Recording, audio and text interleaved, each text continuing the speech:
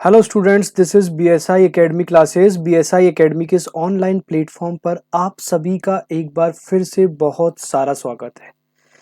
तो ऑलरेडी जो है हम छोटे छोटे टॉपिक से कवर करने का कोशिश कर रहे हैं, उससे रिलेटेड हम एमसीक्यू क्वेश्चन कर रहे हैं ताकि हमें ये समझ आ सके कि हमारा जो है एग्जाम का जो पैटर्न है यहाँ पर यूजीसी नेट के द्वारा एग्जाम का पैटर्न क्या रहता है।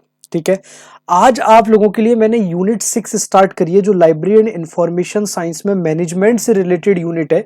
उस पूरी यूनिट को हम कंप्लीट करेंगे। ठीक है, पूरी कंप्लीट यूनिट करेंगे जो यूनिट 6 है। ठीक है, इसके साथ साथ मैं आपको बता दूं, अगर आप लोग यहाँ पर 2026 के लिए यूजीसी नेट सेट के लिए एग्जाम्स की प्रिपरेशन कर रहे हैं तो बीएसआई एकेडमी पर ऑलरेडी यहाँ पर कोर्सेज स्टार्ट हो चुके हैं। तो आप यहां पर दिए गई वेबसाइट पर और कांटेक्ट पर भी विजिट कर सकते हैं। क्लियर है? चलो, तो विदाउट टाइम वेस्ट किए हम स्टार्ट करने वाले हैं। आज का जो टॉपिक हमारा रहने वाला है management in library and information science. यहां पर जो है लाइब्रेरी एंड इंफॉर्मेशन साइंस में मैनेजमेंट जो है वो कितना ज्यादा यहां पर जरूरी होता है।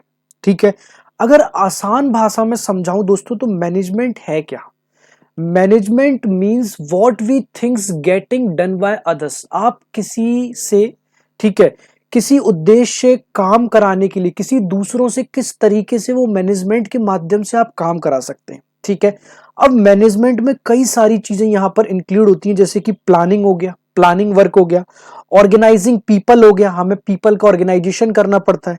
इसके साथ साथ जो रिसोर्सेज होते हैं उन रिसोर्सेज का यहाँ पर सही तरीके से यूज हो सके ये भी देखना पड़ता है। और अल्टीमेट जो गोल है मैनेजमेंट का, अचीविंग गोल्स एफिशिएंटली। जो आपने यहाँ पर गोल डिसाइड किया है, इवन जो आपने यहाँ पर टारगेट डिसाइड किया है, उसको अचीव कर सके। क्लियर है? तो हम डेफिनेशन समझते हैं यहाँ पर, इंट्रोडक्शन टू मैनेजमेंट, यानी कि प्रबंधन का परिचय क्या है। क्लियर? तो management is the process of designing and maintaining an environment in which individuals working together in groups, ठीक है, clear, efficiently accomplish selected aims. मैंने अभी आप लोगों से वही मिलकर बात करी कि यहां पर मैनेजमेंट एक ऐसा एनवायरनमेंट तैयार करना जिसमें इंडिविजुअल के साथ साथ टुगेदर, यानी कि working together in a group, यानी कि समूह से मिलकर काम करते हुए किसी चयनित लक्ष्यों को, एक गोल को कुशलता पूर्वक आप प्राप्त कर सको, उसे यहां पर आप मैनेजमेंट कहते हो। क्लियर है? यानी कि बहुत आसान भाषा में समझाऊं तो किसी एक गोल के लिए इंडिविजुअल या फिर समूह में मिलकर उस लक्ष्य को पाने के लिए, उस गोल को पाने के लिए आप यहां पर काम कर सको, उसे हम यहां पर मैनेजमेंट कहते हैं। ठीक है, अब पुस्तकालय में जो है, लाइब्रेरीज में जो है, मैनेजिंग के लिए 5 एम्स की जरूरत होती है। अब वो 5 एम्स क्या क्या है? एक तो यहां पे हो गया मैन, दूसरा हो गया दोस्तों यहां पर मनी, तीसरा हो गया मशीन्स, फोर्थ हो गया मटेरियल्स एंड फिफ्थ हो गया मेथड्स। अब ये सारी चीजें आपको यहां पर एमसीक्यू क्वेश्चन के माध्यम से भी पूछी जा सकती हैं कि यहां पर मैनेजमेंट में किस किस चीज की यहां पर नीड होती है। क्लियर है? अब और आगे चलते हैं। अब हम देखते हैं दोस्तों यहां पर स्कूल ऑफ मैनेजमेंट थॉट, प्रबंधन विचारधारा के जो अलग अलग यहां पर जो वैज्ञानिक थे, उन्होंने यहां पर अपने क्या मत दिए थे। तो सबसे पहले दोस्तों हम यहां पर बात करते हैं साइंटिफिक मैनेजमेंट की। साइंटिफिक मैनेजमेंट की अगर हम बात करें तो साइंटिफिक मैनेजमेंट के जो फादर हैं उन्हें यहां पर एफ.डब्ल्यू. टेलर के नाम से जाना जाता है। और क्लियर यहां पर डायरेक्ट ये फैक्चुअल बेस्ड क्वेश्चन बनता है कि who is the father of scientific management, वैज्ञानिक प्रबंधन के जनक कौन है? तो एफ.डब्ल्यू. टेलर जो है ये फादर ऑफ साइंटिफिक मैनेजमेंट है। ठीक है, अब इन्होंने किया है, इन्होंने जो जो एक्सपीरियंसेस किया था, ठीक है, उन्होंने जो जो एक्सपीरियंसेस किया था काम करते वक्त, उन रूल्स को, उन अनुभव के आधार पर किए जाने वाले निर्णय में, उन डिसीजंस को सबसे पहले यहां पर मैनेजमेंट में इन्होंने प्राथमिकता दी थी। ठीक है, तो एफ.डब्ल्यू. टेलर जो है वो साइंटिफिक मैनेजमेंट के फादर हैं और इनके जो सिद्धांत थे वो अनुभव के आधार पर इन्होंने सिद्धांत प्रस्तुत किए थे। समझ आया कि एफ.डब्ल्यू. टेलर सबसे पहले फादर ऑफ साइंटिफिक मैनेजमेंट कहा जाता है। ठीक है, father of scientific management most important है। फादर ऑफ साइंटिफिक मैनेजमेंट किसे कहा जाता है? तो फादर ऑफ साइंटिफिक मैनेजमेंट जो है वो एफ.डब्ल्यू. टेलर को कहा जाता है। क्लियर? इसके साथ साथ एक और चीज बता दूं कि father of scientific management F W. Taylor को कहा जाता है, इन्होंने यहां पर अनुभव के आधार पर सिद्धांत दिए थे। इन्होंने जो है ना अनुभव के आधार पर यानी कि एक्सपीरियंस के आधार पर, ठीक है, अनुभव के आधार पर यहां पर सिद्धांत जो है इन्होंने यहां पर प्रस्तुत किए थे। क्लियर है, बहुत सिंपल है, इन्होंने अनुभव के आधार पर सिद्धांत प्रस्तुत किए थे। और आगे चलें, ठीक है। अब देखते हैं हम एडमिनिस्ट्रेटिव मैनेजमेंट यानी कि प्रशासनिक प्रबंधन की किसने बात की थी। तो प्रशासनिक प्रबंधन की बात की थी, उसके जो फादर थे वो थे हेनरी फ्योल, ठीक है। और इन्होंने जो है पूरा फोकस जो किया था वो ऑर्गेनाइजेशन पर किया था, यानी कि संगठन पर इन्होंने पूरा फोकस किया था। जैसे यहां पर हमने एफडब्ल्यू टेलर की बात करी, तो एफडब्ल्यू टेलर ने यहां पर साइंटिफिक मैनेजमेंट यानी कि वैज्ञानिक प्रबंधन पर बात करते हुए जो है जितने भी यहां पर प्रिंसिपल्स दिए थे वो सारे की सारे प्रिंसिपल्स यहां पर एफडब्ल्यू टेलर ने यहां पर अनुभव के आधार पर दिए थे, ठीक है। लेकिन जो इन्होंने अपने यहां पर सिद्धांत जो बताए थे, इन्होंने पूरा ऑर्गेनाइजेशन को ध्यान में रखते हुए बताए थे और इन्होंने उसके लिए 14 प्रिंसिपल्स प्रस्तुत किए थे। अब उस 14 प्रिंसिपल्स में टू फोरकास्ट हो गया, टू प्लान हो गया, टू ऑर्गेनाइज हो गया, टू कमांड हो गया, टू कोऑर्डिनेट हो गया एंड टू कंट्रोल हो गया। यानी कि किसी भी चीजों को करने से पहले एक पूर्वानुमान फोरकास्ट होना, फिर उसके लिए यहां पर प्लानिंग बनाना, दैट्स ऑर्गेनाइज करना, कमांड करना, कोऑर्डिनेट करना एंड कंट्रोल करना, ये सारी चीजें यहां पर एडमिनिस्ट्रेटिव मैनेजमेंट के अंदर हेनरी फ्योल ने बात की थी। क्लियर है। उसके आगे हम चलते हैं ब्यूरोक्रेटिक मैनेजमेंट। ब्यूरोक्रेटिक मैनेजमेंट नौकरशाही प्रबंधन की अगर हम बात करें तो मैक्स वेबर जो है, मैक्स वेबर बहुत ज्यादा इंपॉर्टेंट माने जाते हैं नौकरशाही प्रबंधन के लिए, ठीक है। अब जब ब्यूरोक्रेटिक मैनेजमेंट के अंतर्गत मैक्स वेबर ने बात की थी तो इन्होंने यहां पर मैनेजमेंट के अंतर्गत फिक्स्ड रूल्स के बारे में बात की थी, क्लियर हायरार्की, ठीक है। मैनेजमेंट के अंतर्गत कार्य करते समय एक हायरार्की पूरी यहां पर बनी होनी चाहिए, रूल्स यहां पर पूरे निश्चित होने चाहिए और इसके साथ साथ यहां पर जो रिलेशनशिप है वो इम्पर्सनल रिलेशनशिप होने चाहिए काम करते वक्त, क्योंकि अगर आपके पर्सनल रिलेशन किसी से काम करते वक्त बनेंगे तो इनडायरेक्टली आपको ही अफेक्ट करेगा। तो यहां पर इम्पर्सनल रिलेशनशिप होनी चाहिए। Most government and university libraries still follow this structure. आज कई सारी यहां पर जो लाइब्रेरीज हैं, ठीक है, और इसके साथ साथ यहां पर जो यूनिवर्सिटीज है वो इसी स्ट्रक्चर पर काम कर रही है, ठीक है। समझ आया यहां पर पूरा। हमने हेनरी फ्योल के बारे में जाना, हमने यहां पर हेनरी फ्योल के साथ साथ एफडब्ल्यू टेलर के बारे में जाना। एफडब्ल्यू टेलर ने साइंटिफिक मैनेजमेंट की बात की थी और इन्होंने यहां पर अनुभव के आधार पर अपने सिद्धांत प्रस्तुत किए थे। और जैसे ही हम यहां पर हेनरी फ्योल की बात करते हैं तो हेनरी फ्योल ने ऑर्गेनाइजेशन को ध्यान पर रखते हुए यहां पर 14 प्रिंसिपल्स ऑफ मैनेजमेंट की बात की गई थी, ठीक है। अब हम यहां पर new classical school focus on human behaviour पर चलते हैं, ठीक है। तो जो एल्टन म्यू थे, इन्होंने यहां पर ह्यूमन रिलेशन मूवमेंट यानी कि मानव संबंध आंदोलन में कुछ प्रयोग यहां पर किए थे और उन प्रयोग को यहां पर हॉथॉर्न एक्सपेरिमेंट के नाम से जाना जाता है। किस एक्सपेरिमेंट के नाम से जाता है? उस एक्सपेरिमेंट्स को यहां पर हॉथॉर्न एक्सपेरिमेंट्स के नाम से जाना जाता है। और इन्होंने दोस्तों यहां पर सिद्ध किया था कि यहां पर जब भी आपका वर्किंग एनवायरनमेंट होता है, ठीक है, वर्किंग एनवायरनमेंट में साइकोलॉजिकल एंड सोशल फैक्टर से ज्यादा यहां पर फिजिकल कंडीशन जो है वो यहां पर जरूरी होती है, ठीक है। एल्टन म्यो ने क्या सिद्ध किया था? एल्टन म्यो ने मनोवैज्ञानिक और सामाजिक कारक से जो ज्यादा जरूरी चीजें हैं वो फिजिकल कंडीशन ज्यादा जरूरी होती है, ये यहां पर एल्टन म्यो ने बताया था, ठीक है। अब नेक्स्ट आते हैं यहां पर theory X and theory Y. यहां पर डगलस मैकग्रेगर की बात करते हैं। डगलस मैकग्रेगर जो है इन्होंने यहां पर दो सिद्धांत दिए थे, एक थ्योरी एक्स इन्होंने प्रस्तुत की थी और दूसरी जो है इन्होंने यहां पर थ्योरी वाई प्रस्तुत की थी। और थ्योरी एक्स में जो इन्होंने बताया था कि assumes staff is lazy and needs constant supervision. जो यहां पर वर्कर होता है वो कहीं ना कहीं यहां पर लेजी होता है और उसको काम करने के लिए यहां पर कंसिस्टेंसी के साथ में, निरंतर साथ में कॉन्टिन्यूसली यहां पर सुपरविजन या पर्यवेक्षण की आवश्यकता पड़ती, ठीक है। एक दी थी हमने थ्योरी वाई। थ्योरी वाई में यह था कि assume staff is self motivated and likes work. जो यहां पर स्टाफ होता है वो सेल्फ मोटिवेटेड होता है और खुद से काम करना यहां पर पसंद करता है। क्लियर है। अब और आगे चलते हैं, तो और आगे जैसे ही हम चलते हैं यहां पर मॉडर्न स्कूल की बात करते हैं, फोकस ऑन एडेप्टेबिलिटी, ठीक है। मॉडर्न स्कूल में जैसे ही दोस्तों हम यहां पर फोकस ऑन एडेप्टेबिलिटी की बात करते हैं तो सबसे पहले हम जानते हैं कि views the library as a system of inter related parts, acquisition, cataloguing, circulation. If one part fail the whole library suffers. यानी कि सिस्टम एक ऐसा अप्रोच पर काम करे कि उससे जितने भी इंटर रिलेटेड पार्ट है, चाहे वो कैटलॉगिंग का वर्क हो या फिर बुक्स के सर्कुलेशन का वर्क हो, क्योंकि वो सारी चीजें एक दूसरे से इनडायरेक्टली कनेक्टेड रहती हैं, तो वो इस तरीके से यहां पर चल सके कोई भी एक चीज अफेक्ट ना हो, जिससे आपका पूरा काम ही यहां पर गलत प्रूफ या अफेक्ट ना हो जाए। तो यहां पर इन्होंने इस चीज के बारे में बात की गई थी। क्लियर।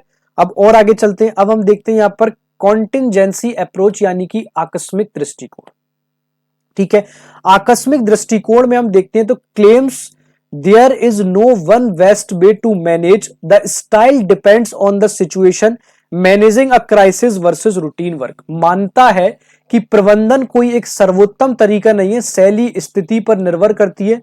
उदाहरण के लिए संकट प्रबंधन बनाम नियमित कार्य। यहां पर यह देखा गया है कि मैनेजमेंट का जो वर्क है वो कोई आकस्मिक दृष्टिकोण या कॉन्टिंजेंसी अप्रोच पर काम नहीं करता। ये सिचुएशन पर डिपेंड होने के बाद यहां पर आपको मैनेजमेंट करने की जरूरत होती है कि कब यहां पर कैसी सिचुएशन होगी, वो चीज आपको देख के यहां पर करने की जरूरत होती है। क्लियर है? यहां तक आप लोगों को समझ आ गया सारी चीजें? सॉरी।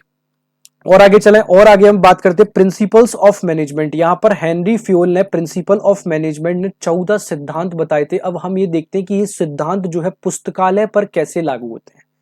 तो सबसे पहले अगर हम बात करें डिवीजन ऑफ वर्क, यानी कि जो एक यहां पर बुक्स के अंदर कैटलॉगिंग और कैटलॉगर का जो काम होता है, उनके सभी कार्य को यहां पर डिवीजन कर दिया जाए, जिससे जो कार्य स्पेशलाइजेशन जिसका है वो कार्य यहां पर कर सके। क्लियर है? और आगे चलते हैं। नेक्स्ट हम देखते हैं दोस्तों authority and responsibility. The chief librarian must have the power to give order. यानी कि मैनेजमेंट के अंदर लाइब्रेरी में कोई ना कोई ऐसा पर्सन जरूर होना चाहिए जो यहां पर पूरी अथॉरिटी एंड रिस्पॉन्सिबिलिटी बेस्ड काम कर सके। क्लियर है? The chief librarian must have the power to give orders. Clear. Next अगर हम आगे चलते हैं तो नेक्स्ट हमारा देखने को मिलता है यहां पर डिसिप्लिन, यानी कि following library timing and ethics. यहां पर जो लाइब्रेरी की टाइमिंग है और जो लाइब्रेरी के अंतर्गत एक वातावरण बनाया जाता है, जो एथिक्स बनाए जाते हैं, वो यहां पर हमें देखने को मिला। क्लियर है? नेक्स्ट यहां पर आता है दोस्तों यूनिटी ऑफ कमांड, आदेश की एकता। A library assistant should receive orders from only one supervisor. देखो ऐसा नहीं हो जब आप लाइब्रेरी के अंतर्गत कोई काम कर रहे हैं, ठीक है, आप एनी वर्क कर रहे हैं, मान लो आज आपको कैटलॉगिंग का काम दिया, ठीक है, आपके ऊपर एक हायर मैनेजर है और उस मैनेजर ने आपको कैटलॉगिंग का काम सौंपा है, सपोज करना एक एग्जांपल के दौर से। तो जैसे ही आपने यहां पर कैटलॉगिंग का काम करना स्टार्ट किया, आपको यहां पर कोई दूसरा हायर अथॉरिटेटिव वाला मैनेजर ये बोलता है कि नहीं, कैटलॉगिंग की जगह आपको अभी यहां पर बुक्स के रिसर्च या सर्विसिंग पे ध्यान देना है। ठीक है, तो अगर आप ये चीज करोगे तो यहां पर आपका कोई भी काम नहीं बनेगा, तो और आपको हायर अथॉरिटी पे दोनों जगह आपको यहां पर आंसर्स देने पड़ेंगे। तो द मोस्ट इंपोर्टेंट थिंग यहां पर जो बनती है यूनिटी ऑफ कमांड। यहां पर लाइब्रेरी के अंतर्गत सिर्फ जो लाइब्रेरियन है वो एक ही सुपरवाइजर से सिर्फ आदेश दे, अलग अलग सुपरविजन से उसको आदेश ना प्राप्त हो। ठीक है, नेक्स्ट यहां पर unity of direction. All department should work toward the goal of user satisfaction. और जितना भी यहां पर डिपार्टमेंट्स है, जो भी डिपार्टमेंट में, उनका अल्टीमेट गोल या एम यही होना चाहिए कि यूजर को यहां पर सेटिस्फेक्शन मिल सके, जो सबसे ज्यादा आप लोगों के लिए जरूरी है। क्लियर। और आगे चलते हैं, और आगे देखते हैं तो हम सब ऑर्डिनेशन ऑफ इंडिविजुअल इंटरेस्ट, यानी कि library goals come before personal goals. ठीक है, पुस्तकालय के लक्ष्य जो है वो व्यक्तिगत लक्ष्यों से पहले हमेशा आने चाहिए। जो लाइब्रेरी का गोल है यहां पर, वो उसका उद्देश्य जो है सार्वजनिक हित का, सोशल सर्विस का होना चाहिए, ना कि पर्सनल गोल्स के लिए यहां पर होना चाहिए। ठीक है, नेक्स्ट आता है यहां पर रेम्यूनरेशन, यानी कि फेयर पे फॉर लाइब्रेरी स्टाफ। पुस्तकालय कर्मचारियों को उचित वेतन यहां पर दिया जाना चाहिए, जिससे उनका यहां पर कार्य करने में क्लियरली यहां पर मन लगा रहे। ठीक है, फिर नेक्स्ट पॉइंट आता है यहां पर centralisation. The degree to which decision making is concentrated, यानी कि निर्णय लेने की शक्ति का केंद्रीकरण होना। जब आप डिसीजन लेते हैं तो जब तक आपके पास वो सेंट्रलाइजेशन नहीं है तो आप कहीं ना कहीं डिसीजन यहां पर नहीं ले पाओगे। ठीक है, और आगे चलते हैं, और आगे की बात करते हैं तो नेक्स्ट है आपका यहां पर स्केलर चेन। स्केलर चेन की अगर हम बात करें दोस्तों, the formal line of authority from chief librarian to peon, यहाँ पर जो एक स्केलर चेन यहाँ पर चलनी चाहिए, वो फॉर्मल लाइन जो होनी चाहिए वो एक ही डायरेक्शन में होनी चाहिए, जैसे चीफ लाइब्रेरियन से लेके पीएन तक। क्लियर है? और आगे चलते हैं ऑर्डर। ऑर्डर की अगर हम बात करें तो a place for everything, books on shelf and everything in its place. हर चीज के लिए एक स्थान, पुस्तकें, अलमारी और कुछ भी हो, वो हर एक चीज के लिए अपना स्थान होना चाहिए। क्लियर है? और आगे चलते हैं, इक्विटी आ गया तो kindness and justice toward staff. यहां पे कर्मचारियों के लिए प्रति दयालुता और न्याय की भावना भी होनी चाहिए। और आगे दोस्तों हम चलें तो स्टेबिलिटी ऑफ टेनोर, यानी कि low staff turnover giving staff time to learn, यानी कि कर्मचारियों का कम बदलाव जो है वो कर्मचारियों को सीखने का समय देता है। अगर यहां पर आपके कर्मचारी का स्टेबिलिटी नहीं होगी तो लगातार यहां पर जो कर्मचारी होते रहेंगे वो चेंज होते रहेंगे, तो यहां पर कहीं ना कहीं उनको चीजें सीखने का, समझने का मौका ही नहीं मिलेगा, तो ये यहां पर अपने इनपुट क्लियरली दे ही नहीं पाएंगे। ठीक है? नेक्स्ट एक इनिशिएटिव होना चाहिए, encouraging staff to suggest new ideas, जैसे डिजिटल मार्केटिंग। ठीक है? तो ये जितने भी यहाँ पर नए विचार हैं वो सुझाने के लिए उनको प्रोत्साहित करना, ये भी चीज होनी चाहिए। और नेक्स्ट है दोस्तों यहाँ पर एस्पिरिट डी कॉर्प्स, यानी कि प्रमोटिंग टीम स्पिरिट, टीम भावना को बढ़ावा देना भी यहाँ पर कार्य है। क्लियर है? तो ये हमने हेनरी फ्यूल के 14 प्रिंसिपल्स के माध्यम से ये जाना कि इन्हें हम यहाँ पर लाइब्रेरी के अंतर्गत कैसे इंप्लीमेंट कर सकते हैं। ठीक है? अब और आगे यहां पर functions of management paused core, प्रबंधन के कार्य की यहां पर बात की गई है। ठीक है? अब developed by Luther, Gulick and Urwick, this is the backbone of library administration. Luther, Gulick के द्वारा यहां पर जो प्रबंधन पॉज्ड कॉर्व दिया गया है, ये पुस्तकालय प्रशासन की रीढ़ है, ये बैकबोन है लाइब्रेरी एडमिनिस्ट्रेशन की। अब यहां पर जो है पॉज्ड कॉर्व में क्या क्या चीजें हमें देखने को मिलती है, तो सबसे पहले पॉज्ड कॉर्व के अंतर्गत जो हमें पी आता है वो हमें प्लानिंग को बताता है। ठीक है? कि हमें यहां पर गोल्स डिसाइड होने चाहिए, starting a digital library and decide how to achieve them. Clear? सबसे पहले तो हमें लक्ष्य निर्धारित होना चाहिए कि हमें यहां पर लाइब्रेरी जो है वो कैसे चलाना है, कैसे मैनेज करना है। दूसरा अगर मैं यहां पर बात करूं तो ऑर्गेनाइजिंग की बात की गई है, establishing the structure, creating departments like reference, technical etcetera. यहां पर एक ढांचा तैयार होना चाहिए संदर्भ, तकनीकी और आदि विभागों का गठन के लिए। नेक्स्ट पॉइंट है दोस्तों यहां पर staffing, hiring qualified librarians and training them. यहां पर स्टाफिंग इस तरीके की होनी चाहिए कि यहां पर जो है लाइब्रेरियंस को हायरिंग और प्रॉपर क्वालिफाइड एंड ट्रेनिंग उनकी प्रोवाइड की जा सके। डायरेक्टिंग के अंतर्गत यहां पर बात करें, leading and motivating the staff to perform daily task. यहां पर कर्मचारियों का नेतृत्व करना और उन्हें दैनिक कार्यों के लिए प्रेरित करना भी आना चाहिए। नेक्स्ट आता है यहां पर दोस्तों कोऑर्डिनेटिंग। कोऑर्डिनेटिंग की बात करें तो ensuring the acquisition depth and technical depth work together so books reach shelves on time. यह सुनिश्चित करना कि अधिग्रहण विभाग और तकनीकी विभाग मिलकर काम करें ताकि पुस्तकें समय पर पुस्तकालयों तक पहुंच सके। क्लियर है? फिर नेक्स्ट यहां पर आता है हमारा रिपोर्टिंग। रिपोर्टिंग की अगर हम बात करें तो keeping the authorities, library committee inform through annual report, यानी कि वार्षिक रिपोर्टों के माध्यम से अधिकारियों, पुस्तकालय समिति को सूचित करना भी यहां पर रिपोर्टिंग के माध्यम से कंटिन्यूस हमें रखना चाहिए।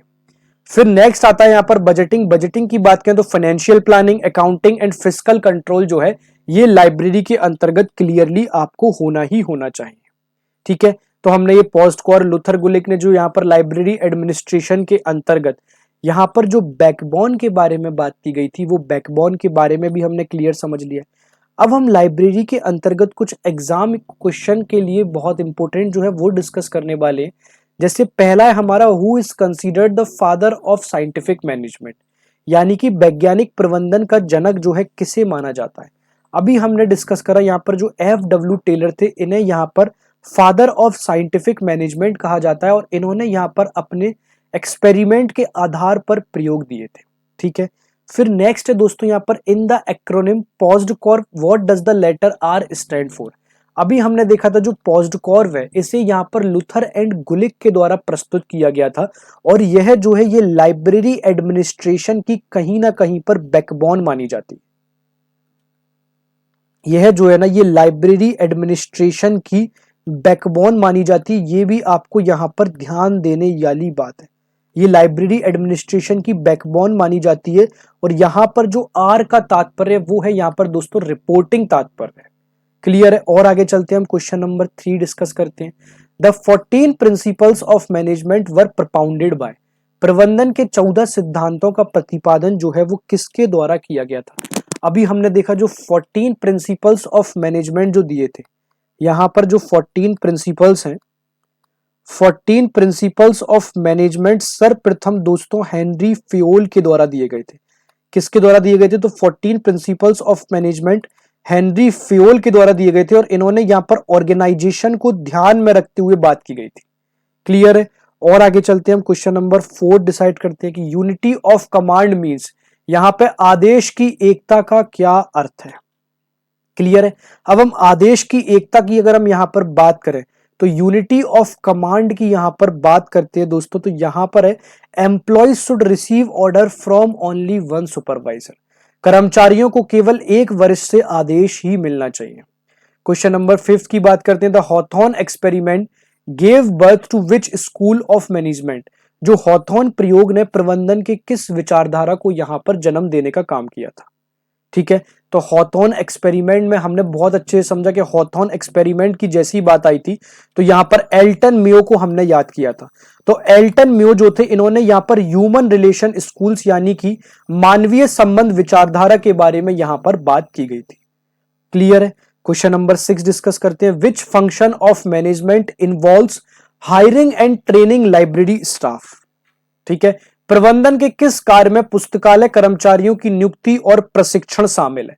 तो सेल्फ हायरिंग और ट्रेनिंग जो है दोस्तों वो स्टाफिंग के अंतर्गत की जाती है। क्लियर है? नेक्स्ट चलते हैं हम क्वेश्चन नंबर 7 पे, esprit de corps principle emphasises on. Esprit de corps जो है वो सिद्धांत जो है किस यहां पर जोर देता है, किस सिद्धांत पर जोर देता है? तो एस्पिरिट डी क्रॉप जो है वो टीम स्पिरिट एंड हार्मोनी पर यहां पर जोर देने का काम करता है। क्लियर है? तो आज जो है हमने यहाँ पर मैनेजमेंट से रिलेटेड यहाँ पर लाइब्रेरी एंड इंफॉर्मेशन साइंस की यूनिट 6 स्टार्ट की है और उस यूनिट 6 में जो है यहाँ पर हमने सारी की सारी चीजें बहुत अच्छे से डिस्कस कर ली है। तो आपको ये पीडीएफ भी यहाँ पर टेलीग्राम ग्रुप में मिल जाएगी, तो आप यहाँ पर टेलीग्राम ग्रुप को ज्वाइन कर सकते हो बीएसआई एकेडमी का।